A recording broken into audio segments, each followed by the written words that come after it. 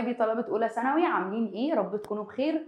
طبعا ناس كتير قوي تقعد تقول لي انا بحب الفلسفه بس ما بعرفش احل فلسفه، انا بفهم فلسفه ما بعرفش احل فلسفه. فاحنا النهارده جايين نحل مع بعض فلسفه عشان نستعد لشامل الرعب. طيب من اكتر الاجزاء اللي بتلخبطكم في المنهج برغم ان هي بسيطه التفكير الناقد والتفكير الابداعي. ازاي اختار التفكير الناقد وامتى اختار التفكير الابداعي؟ وده اللي هنتكلم عنه دلوقتي. طيب بص معايا كده، احنا عندنا نوعين من انواع التفكير ختمنا بيهم الباب الاول. عندنا حاجه اسمها التفكير الناقد وحاجه اسمها التفكير الابداعي. طيب التفكير الناقد بيقوم على فكره فحص الادله. يعني انا في السؤال لو بقولك ان انت بتفكر كويس، بتتعمق في الحاجه، بتهتم بتفاصيلها، هتختار لي التفكير الناقد. طيب لو انا في السؤال قلت لك تقويم الحجج، كلمه الحجج يعني الادله. طب ميس يعني ايه تقويم الحجج؟ يعني انا قبل ما انصحك نصيحه او انا نصحتك نصيحه قبل ما انت تعملها تفكر فيها. طيب لو انا في السؤال كلمتك عن تنظيم او ترتيب الافكار، انا برتب افكاري كويس، يعني انا دلوقتي بقسم لك الدرس فانا كده عملت لك عمليه تنظيم او ترتيب للافكار. طيب لو انا في السؤال قلت لك عدم التسرع في الحكم او عدم التاثر بالاخرين، يبقى انا لو عندي فكر مستقل محدش بيمشيني، محدش بيتحكم فيا، محدش بيسيطر عليا، كل دي حاجات هنختار التفكير الناقد. التفكير الابداعي سهل جدا. التفكير الابداعي دايما هتلاقيه بيكلمك على فكره التميز، حاجه غير مألوفه، حاجه فريده، شيء بيتسم بالندره، بالجده، بالأصالة، تمام، حاجة غير شائعة، ابتكار، اختراع. يبقى أنا أي فكرة جديدة، أي فكرة مميزة، أي فكرة غير مألوفة، كل دي حاجات هنختار فيها التفكير الإبداعي. يبقى أنا في التفكير الناقد محدش بيمشيني، في التفكير الإبداعي أنا بفكر بره الصندوق، أنا بقول حاجات ما حصلتش قبل كده. طيب ده كده بالنسبة للجزء بتاع الحتة بتاعة التعريفات. طيب احنا عندنا حاجتين مشتركين ما بينهم، ايه هما؟ الأهمية والخطوات. طيب دلوقتي هنتكلم عن الخطوات أو المراحل. أول حاجة خطوات تفكير الناقد، تاني حاجة عندنا خطوات التفكير الإبداعي. طيب إيه هي خطوات التفكير الناقد؟ بص معايا كده، خطوات التفكير الناقد أول حاجة أنا ذاكرت الحصة. ذاكرت الحصة دي حاجة اسمها جمع الإيه؟ البيانات أو جمع المعلومات. أنا بلم المادة اللي أنا بذاكرها، يبقى أنا بجمع بيانات. طيب انا لما بجمع بيانات قعدت في الحصه سمعت الميس وهي بتشرح، سمعت بتقول لي ايه، جمعت بيانات، روحت انا قسمت الكلام ده، عملت ملخص زي ما انا عملت كده، كتبت الدرس بطريقتك، فانت عملت حاجه اسمها تحليل البيانات والمعلومات. طيب حضرتك طلبت مني نصيحه، وقع في مشكله، حكيت لي مشكلتك، سمعتك، جمع البيانات، بدات افكر في اللي انت بتقوله، تحليل البيانات، هبتدي ان انا اقول لك قرار، دي حاجة اسمها إصدار الأحكام المستنيرة، يعني الأفكار الصحيحة والمنظمة. طيب ما ينفعش أول ما تيجي في دماغي فكرة أقول لك أنا جات لي فكرة، أتأكد منها، ما أنا ما ينفعش ألبسك في حيطة. فرقم 4 مراجعة وتقييم النتائج، إن أنا بعمل عملية تقييم، بحدد المزايا والعيوب أو تحديد جوانب القوة وجوانب الضعف. يبقى أنا في التفكير الناقد بمشي في خطوات محددة في طريق معين. ايه هو الطريق ده؟ اول حاجه بجمع المعلومه، ببتدي اقسمها، ببتدي افكر فيها كويس، خلاص قلت قرار، براجع القرار ده هو فعلا صح ولا غلط، دي حاجه اسمها خطوات التفكير الناقد. طيب خطوات التفكير الابداعي، عايز اعمل فكره جديده، هعمل ايه؟ اول حاجه الاعداد او التهيئه. طب ميس يعني ايه تهيئه واعداد؟ ان انا برضو بجمع معلومات. طب ميس يعني ايه بجمع معلومات؟ يعني انا ببتدي اجمع افكار حول المشكله. هو ليه اللون القلم ما اتغيرش؟ طيب اهو مش مشكله. يبقى انا هنا جمعت افكار، دي حاجه اسمها التهيئه والاعداد. طيب لحظه اختمار المشكله، نسي يعني ايه اختمار؟ التفكير. انا دلوقتي في سؤال منكد عليا، عشتي عماله افكر فيه احله ازاي. التفكير في المشكله دي حاجه اسمها الاحتضان. ساعات وانت قاعد كده تلاقي فكره نورت في دماغك انت مش مخطط لها ومش مرتب لها، دي حاجه اسمها الاشراق. فالاشراق هو لحظه ولاده الفكره وخروج الحل الابداعي. اول ما الفكره بتيجي في دماغي، نيوتن كان قاعد عمال يتامل تحت الشجره، فجاه التفاحه وقعت في دماغه، الفكره نورت. اول ما الفكره بتجيلك وفكره مميزه مش فكره تافهه، دي حاجه اسمها الاشراق. طب انا دلوقتي جات لي فكره، اقول لكم انا جات لي فكره؟ لا، اراجع الفكره. مراجعه الفكره دي حاجه اسمها التحقق. فالتحقق هو مراجعه الافكار. على فكره يعتبروا الاثنين متقاربين شويه، بس اللي فيه تفاصيل اكتر، في دقه اكتر، في تفكير اعمق، طبعا التفكير الابداعي، لاني بجيب لك فكره مميزه. يبقى انا في الاول بجمع معلومات عن المشكله، تهيئه واعداد، بفكر في المشكله، احتضان، جات لي فكره مختلفه، اشراق، براجع الفكره، تحقق. ده كده بالنسبه للخطوات والمراحل في التفكير الناقد والتفكير الابداعي. طيب بعد كده حضرتك عندك المهارات، ودي اهم حته في الدرس. طيب ايه هي المهارات؟ بص معايا كده، عندنا مهارات التفكير الناقد ومهارات التفكير الابداعي. سهلين جدا.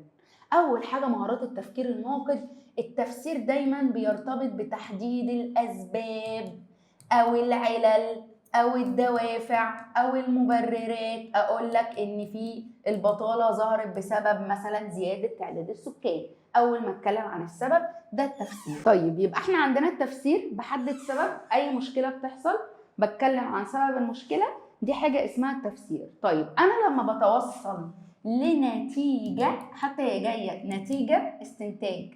طب يعني ايه استنتاج؟ حليت مساله رياضه وصلت للناتج، استنتاج. ربطت احداث ببعض، عرفت مين المجرم اللي قتل الجثه، استنتاج. بقرا سؤال وصلت للاجابه، استنتاج. طب انا بعد ما خلصت راجعت الامتحان، فمراجعه الامتحان اسمها التقويم. التقويم ده ممكن اجي اقول لك الفحص او عمليه التقييم او تحديد جوانب القوه وجوانب الضعف، ان انا بشوف مميزاتي وعيوبي وبقيم نفسي. فعمليه التقييم دي حاجه اسمها التقويم. يبقى السبب تفسير، وصول لحل استنتاج، حددت مزايا وعيوب، ده التقويم. ده بالنسبه للتفكير الايه؟ الناقد. طيب بالنسبه للتفكير الابداعي، بص معايا كده. التفكير الابداعي عندنا اهو، اول حاجه الطلاقه. الطلاقه هي القدره على انتاج اكبر عدد من الافكار في وقت محدد. يعني انا اديتك دقيقتين قلت لك قول لي 10 مشاكل نحل بيهم مشكله البطاله، يبقى دي حاجه اسمها الطلاقه. طيب انا بسوق، وفي وسط ما انا بسوق بسمع مزيكا وبفكر في حاجه في شغلي وبتكلم في التليفون، فاللي هو انا عارف اعمل اكتر من حاجه مع بعض، دي حاجه اسمها المرونه. فالمرونه هي سهوله الانتقال بين الافكار. حضرتك قاعد في الامتحان بتغش من اللي جنبك ومركز مع المراقب وبتكتب، فانت بتعمل 3 حاجات ما شاء الله عليك، حاجه عره يعني. يبقى دي الايه؟ المرونه. طب انا لما انقي فكره فريده ومميزه، دي حاجه اسمها الايه؟ الاصاله. يبقى انا عندي مهارات التفكير الابداعي، بجيب افكار كتير في وقت معين، طلاقه، بنتقل بين الافكار، مرونه، بوصل لفكره متميزه، دي حاجه اسمها الاصاله. ده كده بالنسبه للمقارنه بين التفكير الناقد والتفكير الابداعي. طبعا الحته بتاعت الاهميه سهله ما فيهاش اي مشكله.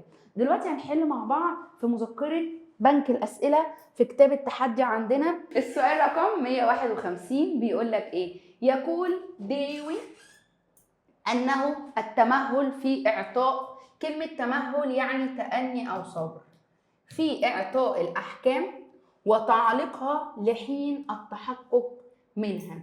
طيب هنا هو بيقول لي تمهل في اعطاء الحكم، بتحقق منه، يعني انا بتأنى. طب نبص في الاختيارات، التفكير الايماني اللي هو التفكير الديني، وده مش علينا. التفكير الاسطوري اللي هو الخرافي برضه مش تبعنا. احنا عندنا حاجتين، يا اما التفكير الناقد يا اما التفكير الابداعي.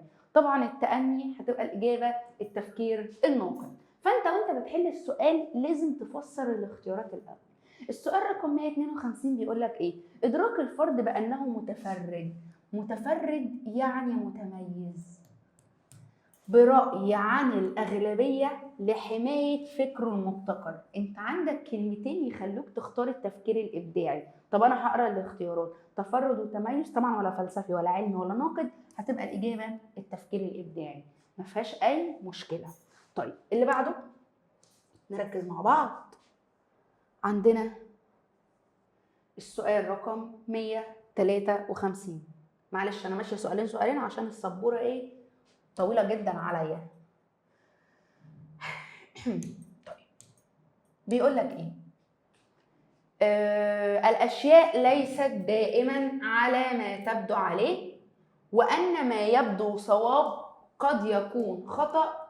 يصدر ما سبق حكما بضرورة ممارسة احدى مهارات التفكير الناقد. بيقول لك ان الحاجة مش زي ما هي تبدو عليها، يعني انا ما ينفعش انخدع بالصورة اللي بره، يعني انا لازم افكر كويس، يعني انا ما ينفعش اتسرع. طب نبص في الاختيارات كده. اول حاجه التفسير يعني تحديد السبب، ملهاش علاقه. الاستدلال ده هناخده قدام شويه في المنطق، هو شبيه للاستنتاج، وانا ما وصلتش لنتيجه. انا بقول لك لازم تتأنى، يعني لازم تراجع كويس، يعني لازم تعمل عمليه ايه؟ تقويم. فهتبقى الاجابه التقويم. طيب 154 بيقول لي ايه؟ مرحله تاتي بعد التقييم والتعديل. انا عملت تقييم وتعديل، وفيها يتم التنفيذ وتقديم المنتج النهائي بما يتلائم مع الظروف المحيطة، يوضح ما سبق إحدى مراحل الإبداع. طيب أنا عملت عملية تقييم. يعني إيه تقييم؟ يعني أنا جمعت المعلومة، فكرت فيها، براجعها. طب مرحلة المراجعة دي اللي هي مرحلة الإيه؟ التحقق. ليه مرحلة التحقق؟ لأن أنا قيمت وعدلت، يعني عملت عملية مراجعة. فالمراجعة اللي هي مين؟ التحقق. ف 154 هتبقى الإجابة التحقق. طيب 155 بيقول لي إيه؟ المبدع لديه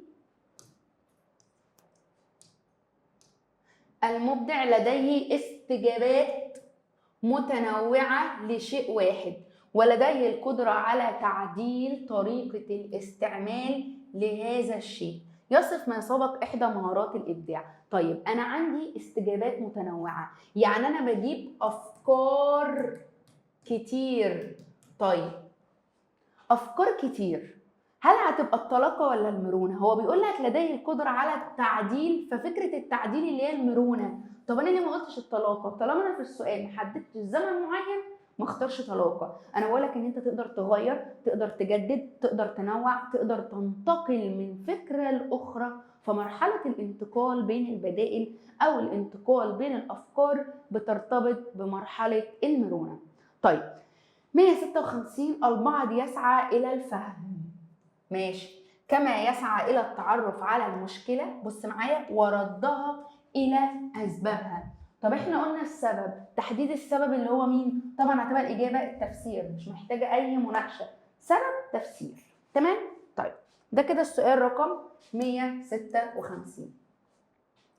السؤال رقم 157 بيقول لك إيه؟ لكي يتوصل باحث علم الاجتماع إلى حل مشكلة التسرب من التعليم، أنا بحل مشكلة، عليه أن يستعين بكافة الآراء عن تلك المشكلة حتى تتضح له جميع أركانها. دلوقتي أنا بعمل إيه؟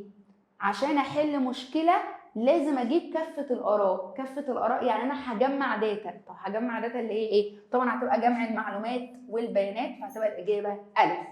157 ألف. 158 بيقول لك إيه؟ بص معايا. قدم بعض الشباب فكرة مبتكرة لم يسبق أحد فيها، يعني فكرة جديدة، وهو مشروع مغسلة سيارات متنقلة، حيث يصل فريق العمل إلى مكان العميل ويقوم بتوفير تلك الخدمة والسيارة في مكانها. طيب انا عملت فكره جديده، يعني فكره غير مألوفه. فكره غير مألوفه يعني بتتميز بالايه؟ بالطلاقه ولا المرونه ولا الاصاله؟ طبعا احنا عندنا 2 طلاقه، فطالما الحاجه متكرره ما بختارهاش. طيب هو بيقول لك فكره جديده، طالما فكره جديده يبقى بتتميز بالاصاله والجده، يعني بتتميز ان هي فريده، ان هي متميزه. طيب اللي بعده 59، قامت احدى شركات التسويق التي تعرض منتج معين بتحديد اوجه القوه والضعف. يبقى انا حددت مزايا وعيوب. طيب لوجهات النظر التي يتم جمعها عن ذلك المنتج ومدى صحتها. طيب تحديد جوانب القوه والضعف دي عمليه التقييم. طب نوصف الاختيارات طلاقه استنتاج تفسير، فهتبقى التقويم يعني تحديد جوانب القوه وجوانب الضعف. الاسئله بتبقى مفسره نفسها، بس انت محتاج منك مجهود شويه، ان انت لازم تقرا الاختيارات تشوف ايه الاجابه المناسبه، ايه الحاجه اللي تنفع، وبناء عليها تقدر تحل. طيب 160 اكتشاف العلماء للري بتقطير الاراضي الزراعيه. يبقى انا وصلت لحاجه اسمها الري بتقطير الاراضي، الذي يعد من الافكار المبتكره المستخدمه حديثا في الزراعه. طيب هو بيقول لك فكره مبتكره، طب نبص في الاختيارات. فكر اعتيادي؟ لا، اعتيادي يعني مألوف. اكبر قدر من الافكار؟ لا، انا بقول فكره مبتكره يعني فكره مميزه. طب انا عندي جيم موديل، افكار غير مألوفه وافكار متنوعه. والله الافكار المتنوعه دي ممكن تكون جديده وقديمه، لكن الافكار الغير مألوفه اللي هي الافكار المبتكره فهتبقى مين؟ جيم، وجيم معناها الايه؟ الاصاله. تمام. طيب يبقى 160 الاصاله. السؤال رقم 161 بيقول لي ايه؟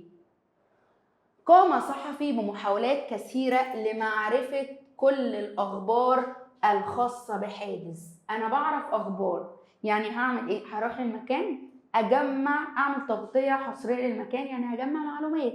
طب فين جمع المعلومات؟ طبعا هتبقى الإجابة إيه؟ ألف.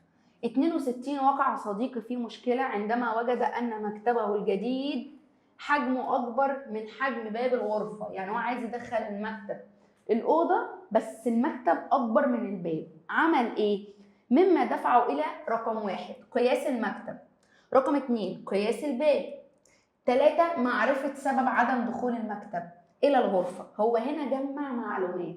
طيب نبص في الاختيارات. الإعداد اللي هو جمع المعلومات، الاحتضان اللي هو التفكير في المشكلة، جات له فكرة إشراك، مراجعة الفكرة تحقق. طب هو هنا عمل إيه؟ والله هو بياخد مقاسات، يعني لسه بيجهز. مرحلة التجهيز اللي هي التهيئة أو الإعداد، فهتبقى الإجابة ألف. 162 الإجابة ألف. تمام؟ طيب السؤال رقم 163 بيقول لك إيه؟ تستخلص هيئة الأرصاد بأن الجو سيصبح شديد الحرارة عندما تكد الشمس ساطعة ووجود تيار هوائي ساخن من جهة الجنوب. على فكرة هي السؤال في أول كلمة، كلمة تستخلص يعني تستنتج. طب تستنتج اللي هي مين؟ الاستنتاج. فرقم 163 هتبقى الإجابة الاستنتاج. 164 أرجع. كلمة أرجع يعني تحديد السبب. طب نكمل باقي القراية. هو بيقول لك إيه؟ أرجع الباحثين أن أهم أسباب أهو انتشار الأمراض هو زيادة التلوث البيئي. طالما حددت سبب فتحديد السبب اللي هو مين؟ التفسير. يبقى الأسئلة يا جماعة والله مش هقول لك الموضوع سهل، بس الموضوع محتاج تمرين. لازم تقرا السؤال، تقرا الاختيارات، تشوف ايه الإجابة المناسبة. طبعا أنا بحل معاك بريتم سريع، أنت أكيد هتحل أبطأ مني، مع التكرار هتبقى سريع عادي مفيش أي مشكلة. طيب 164 هتبقى الإجابة التفسير. 165 بيقول لي إيه؟ اكتشاف الري بالتقطير للأراضي الزراعية من الأفكار المبتكرة حديثا في الزراعة. فكرة مبتكرة يعني فكرة مميزة. قلنا الفكرة المميزة بتتميز بالإيه؟ بتتميز بالأصالة. السؤال ده متكرر بس الاختيارات فيها تعديل. السؤال اللي هو بتاع المكتب، إنه واحد صاحبك عايز يدخل المكتب من باب الأوضة. احنا قلنا من كام سؤال فاتوا إن هي الإعداد، هنا جاية لك بصيغة تانية اللي هي الإيه؟ التهيئة. فهو السؤال متكرر بس هو هنا ايه؟ مره جات لك بالاعداد ومره جات لي تهيئه. فرقم 166 هتبقى الاجابه الايه؟ التهيئه. تمام. طيب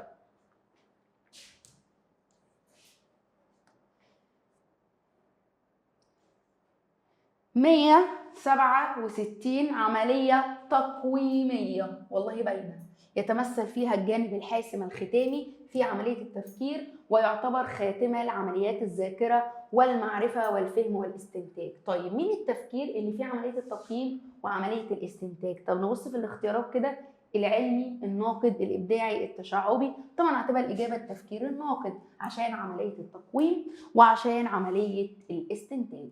طيب 168 إصدار قرار قائم على قدرة الفرد على إثبات صحة الادعاء وتحديد قوة العلاقات بين الادعاء والقضية في ضوء محك الموضوعية. كلمة محك يعني معيار الموضوعية. طب أنا بثبت الصحة يعني إيه؟ دلوقتي بيقولك أنت لازم تعرف أنت قررت صح ولا غلط. طب أنا هعرف منين إذا كنت قررت صح ولا غلط؟ هحدد مزايا وعيوب. طب تحديد مزايا وعيوب يعني عملية الإيه؟ التقييم أو عملية التقويم. فرقم 168 هتبقى التقويم. طيب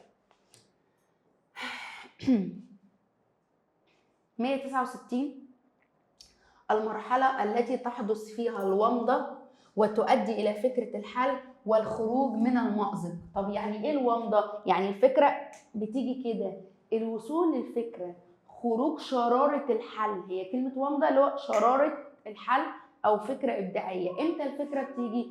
طبعا في مرحلة الإشراق. سؤال رقم 170: طلب المعلم بحث عن الطاقة وسأل الطلاب من أين سوف تحصلون عن المصادر لعمل البحث. يبقى هو هنا كان عايزهم يعملوا بحث وقال لهم انتوا هتجيبوا المعلومات منين؟ فأجاب أحدهم سريعا: من الإنترنت أو بنك المعرفة أو المراجع أو الكتب أو المكتبة. فهو جاب أفكار كتير. طب أنا لما أجيب أفكار كتير دي حاجة اسمها الإيه؟ الطلاقة. تمام؟ طيب اللي بعده بيقول لك ايه؟ لا تخشى ان تكون غريبا في افكارك. طب انا لما اكون غريب يعني اكون شخص متميز. قلنا التفكير المتميز هو التفكير الايه؟ الابداعي. طيب 172 تعود اهميه هذه المرحله الى اعطاء فرصه للعقل للقضاء على الافكار الخاطئه. يبقى انا كده بقضي على الافكار الغلط التي بامكانها اعاقه الانجاز. طب اعطاء فرصه للعقل. في ناس هتقول لي التحقق، انا ما قلتلكش مراجعه الافكار، انا بقول لك ان انت بتفكر كويس. طب مرحله التفكير الكويس او التفكير العميق هي مرحله الاحتضان، ان انا بفكر تفكير عميق في المشكله. تمام؟ ف 172 هتبقى الاجابه د.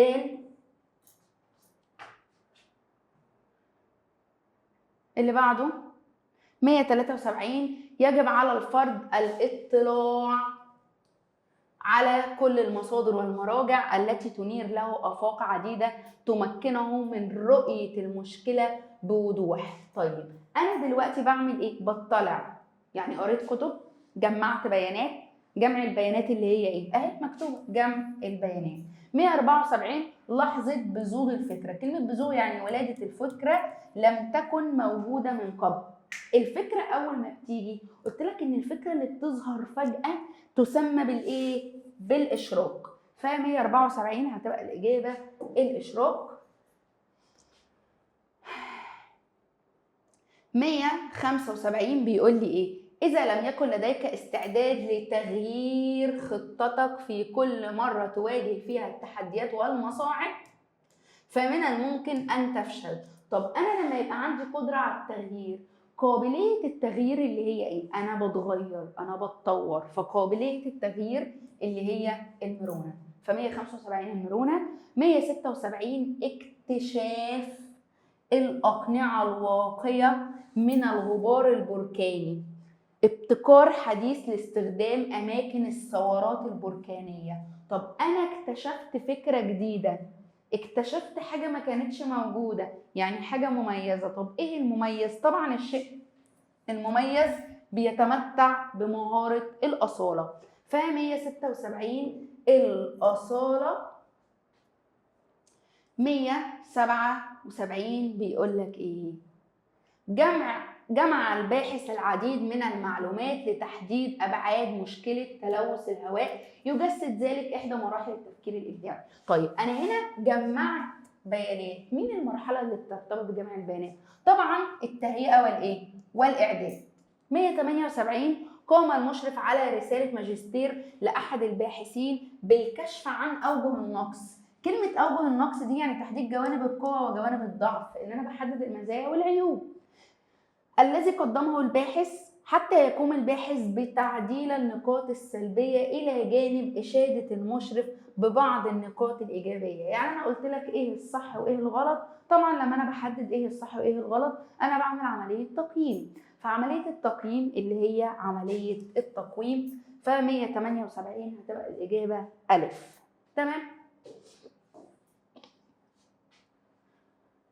179 يكون تشارلي تشابلن أحيانا كانت تتعثر القصة عند عقدة معينة بوجود صعوبة في حلها، ثم عندئذ يكتشف الحل فجأة عن نفسه. طيب أنا الفكرة بتيجي فجأة، قلنا أول ما الفكرة بتيجي فجأة وأنا مغمض بتكون طبعا الإشراق، فالإجابة هتبقى الإشراق. طيب 180 مهارة عقلية يستخدم فيها الفرد ما يملكه من معارف ومعلومات تمكنه الوصول لحقائق غير معروفة. يعني أنا بكتشف الحل يعني بوصل له، يعني أنا بفكر فبستنتج الحل، فدي مرحلة الاستنتاج. طب إيه هي مرحلة الاستنتاج؟ هتبقى ب 180 الاستنتاج. تمام. طيب 181 بيقول لك ايه؟ قدرة الفرد على فحص المشكلة التي تواجهه وتوضيح إذا كانت النتائج التي توصل إليها لحل هذه المشكلة مقبولة أم لا. طيب أنا عملت فكرة الفحص. طب يعني إيه الفحص؟ حددت جوانب القوة والضعف. طب نبص في الاختيارات. تفسير يعني سبب؟ لا. استنتاج يعني وصلت النتيجة؟ لا. طبعا الاستدلال قلنا مش علينا، كان موجود قبل كده، دي مرحلة التقويم. طب يعني ايه التقويم؟ تحديد جوانب القوة وجوانب الضعف. السؤال ده متكرر، بيقول لك ان المدرس سأل الطلبة ان هم يدوروا عن الطاقة، فهو قال معلومات كتير. قلنا انتاج افكار كتيرة هي مهارة الايه؟ الطلاقة. 182 الطلاقة. 184 أرجع الباحثين. قلنا ان كلمة أرجع يعني تحديد السبب. طب تحديد السبب اللي هو ايه؟ التفسير، فهتبقى الإجابة ج. 185 توصل العلماء لما يسمى بالنظارات المتكلمة. ايه ده؟ نظارات بتتكلم لمساعدة الأشخاص المكفوفين، حيث أنها عبارة عن جهاز ذكاء اصطناعي يمكن تثبيته بإطار أي نظارة. يعني هي نظارة بتساعد المكفوفين. طبعا دي فكرة متميزة، فكرة مختلفة. عندي أصالة، مرونة، طلاقة فكرية وطلاقة لغوية. طبعا الطلاقة اللغوية اللي هي خاصة بالشعراء، فطبعا فكرة جديدة. فالفكرة الجديدة دي بتتميز بالإيه؟ بالأصالة. ف 185 الإجابة ألف. طيب اللي بعد 186 أرجع الباحثين أن أهم أسباب انتشار الأمراض هو زيادة التلوث. برضو السؤال ده متكرر. قلنا إن السبب هو عملية التفسير. ف 186 هتبقى الإجابة السبب اللي هو التفسير. تمام. 188 قام أحد الطلاب بعمل إعادة تدوير لبعض المخلفات البلاستيكية. طب إعادة التدوير، إحنا قلنا فكرة التجديد، التطوير، حاجة جدة، حاجة مميزة. طبعا الجدة ده تفكير إبداعي. 189 المهارة التي تصيب هدفا لا يمكن لأحد أن يصيبه. أما العبقرية فتصيب هدفا لا يمكن لأحد أن يراه، يعني تفكير متميز. طيب تعالوا كده نبص في الاختيارات. القدرة على استدعاء أكبر عدد ممكن من الاستجابات. طبعا دي الطلاقة. ب التفكير في بدائل المشكلة، البدائل اللي هي المرونة. ج القدرة على إنتاج أفكار مبتكرة، دي الأصالة. الوعي بوجود مشكلة، دي حاجة اسمها الحساسية للمشكلات، بس دي مش علينا. طيب دلوقتي هو بيقول لك تفكير متميز. التفكير المتميز اللي هو مين؟ هتبقى الإجابة الأصالة، لأن الفكرة مميزة يبقى فكرة مبتكرة، فهتبقى الإجابة الأصالة. لما تلاقي سؤال من نوع زي ده فسر الإجابات الأول وبعدين اربط مين الإجابة المناسبة مع السؤال. تمام؟ يبقى 189 الإجابة ج. 190 بيقول لك إيه؟ حصر الأسباب المؤدية لتلوث الهواء والماء والتربة بتأثير النفايات الصناعية للوصول لحل.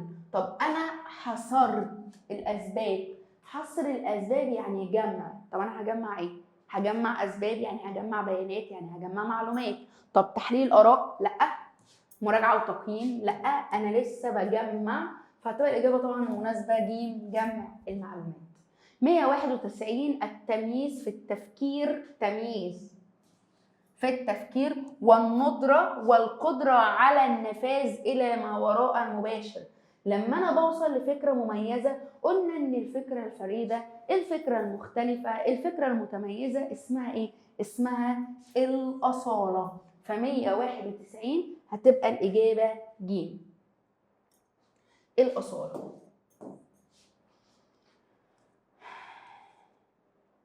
193 بيقول لي إيه؟ عندما يقوم مدير شركة بالتفكير بطرق جديدة ومختلفة لحل المشكلة التي تواجهه في العمل.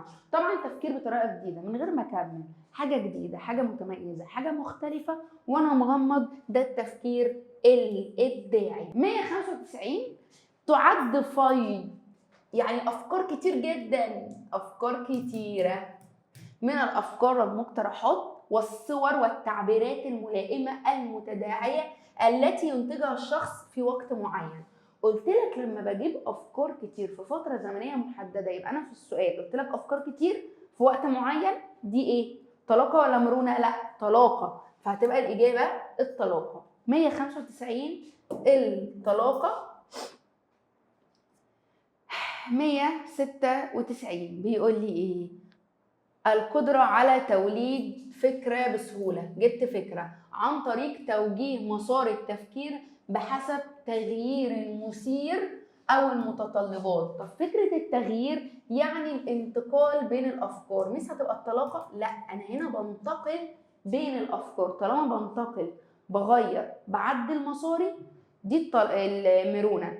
لو انا قلت لك جبت افكار كتير في وقت قليل، دي الطلاقه. طبعا هنا الافكار، تغيير الافكار، دي حاجه اسمها المرونه. 197 ما الاستخدامات التي يمكن فيها استخدام القلم الرصاص غير الكتابه والرسم لكي يستطيع الاجابه على هذا السؤال بسرعه وطرح افكار عديده؟ بسرعه يعني في وقت معين. انا سالتك عن فكره، طبعا ممكن ما يكونش ليها اجابه، ده سؤال عبثي.